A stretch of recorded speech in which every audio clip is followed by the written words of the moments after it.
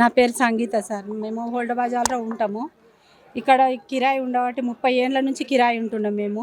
మాకు ఇప్పటివరకు సొంత ఇల్లు కానీ పొలాలు కానీ ఆస్తులు కానీ ఏవి లేవు మాకు.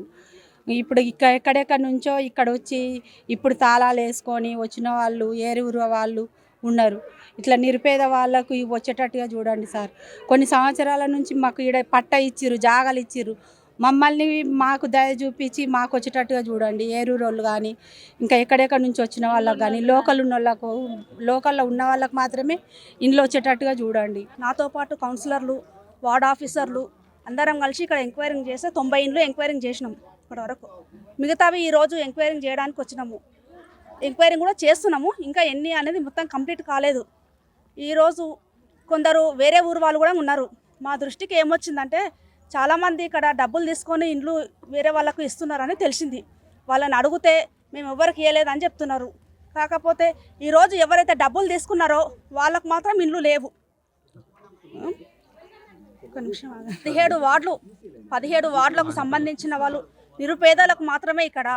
వేరే ఊరు నుంచి వచ్చి ఇక్కడ ఆక్రమించుకుంటే మాత్రము బాగుండదు. ఇక్కడ ఇప్పుడు ఆక్రమించుకున్న వాళ్ళు కూడా అతి త్వరలోనే ఇల్లు కూడా ఖాళీ చేపియాలని స్థానికులకు మాత్రమే, నాన్ లోకలకు మాత్రం ఇక్కడ అర్హత లేదు. మరి పేదవాళ్లకు ఇల్లు కావాలని కళ సాకారం చేయడానికి గత ప్రభుత్వంలో డబుల్ బెడ్రూమ్ ఇల్లు నిర్మించినప్పటికీ మరి ఎలక్షన్ కోడ్ అనివార్య కారణాల వల్ల పంపిణీ చేయలేకపోయారు. మరి ఈ క్రమంలో ఎంతోమంది స్థానికులే కాకుండా దూర ప్రాంతాల నుంచి వచ్చి ఇక్కడ సెటిల్ అయి ఉన్నారు.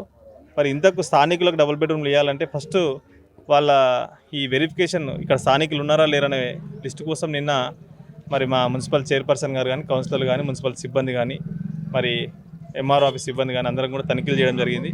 తనిఖీలు చేసే ప్రాసెస్లో ఒక 100 గృహాలు తనిఖీ చేస్తే దాంట్లో ఒక 40 నుంచి 50 లాక్స్ ఉండడం జరిగింది. మిగతా దగ్గర కూడా స్థానికేతరులు కూడా ఇక్కడ ఉండడానికి గుర్తించడం జరిగింది. మరి అసలైన నిరుపేదలకు ఇల్లు కళ సాకారం చేయడానికి మా మున్సిపల్ టీం అందరం, మా చైర్మన్ గారు, మా కౌన్సిలర్ గారు, మరి ప్రస్తుతం మన ప్రభుత్వం కూడా ఎవరైతే అర్హులు ఉన్నారో వాళ్ళకి ఇవ్వాలని చెప్పి ఆలోచన చేస్తారు. కాబట్టి మేము ఈ తనిఖీలు చేస్తున్నాము. మేము ఈ తనిఖీలు చేసిన తర్వాత కూడా మళ్ళీ కూడా సెకండ్ థర్డ్ వెరిఫికేషన్ ఉంటుంది. వెరిఫికేషన్ అయిన తర్వాత నిజమైన లబ్ధిదారులకే ఇవ్వాలనే ఈ ప్రయత్నము. మరి ఇప్పుడు కొన్ని కేసెస్ చూస్తే మొయినాబాద్ నుంచి, కొత్తూరు నుంచి, ఎక్కడెక్కడి నుంచి కూడా వచ్చినట్టు మేము మా దృష్టికి వచ్చింది. జస్ట్ ఇప్పుడే చూస్తున్నాం. ఎవరు ఇచ్చారు మీకంటే సమ్ పర్సన్స్ ఇచ్చిన ఇట్లాంటివన్నీ కూడా వాళ్ళందరికీ కూడా ఇప్పుడు ఒకటే మాటగా మీడియా ద్వారా చెప్తున్నాం.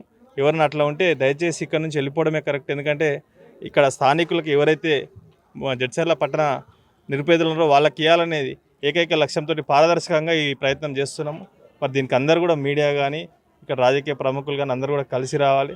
ఎందుకంటే మీరు కూడా ఎవరైనా నిజంగానే ఇక్కడ ఇబ్బంది ఉంది అని గుర్తిస్తే మా దృష్టికి తీసుకొస్తే కూడా మేమందరం కూడా కలిసి మరి సరైన నిర్ణయం తీసుకుంటాము. ఇవన్నీ తొందరలోనే ఇవన్నీ పట్టాలు పంపిణీ చేయడానికే ఈ ప్రయత్నము. మరి ఇప్పుడు ఉన్నోళ్ళు ఎవరికి కూడా ఇక్కడ లీగల్గా పట్టాలుండి ఉన్నవాళ్ళు ఎవరు లేరు. ఖాళీ ఉండడం ద్వారా ఎక్కడెక్కడి నుంచి వచ్చి ఇక్కడ మరి నివాసం ఏర్పరచుకొని కొంతమంది ఇక్కడ మరి డబ్బులు కూడా చేతులు మారినాయని కొన్ని వినవస్తుంది. ఎంతవరకు నిజమో తెలియదు. మరి అట్లాంటిది ఏమున్నా కూడా ఇట్లాంటి దేనికి కూడా తావు లేకుండా పారదర్శకంగా డబుల్ బెడ్రూమ్ అందేయాలని మా ప్రయత్నం. Local to global news at your finger tips. మీ చేతిలో ఒక ఆయుధం. Download Raw TV app. Media legend Ravi Prakash is back.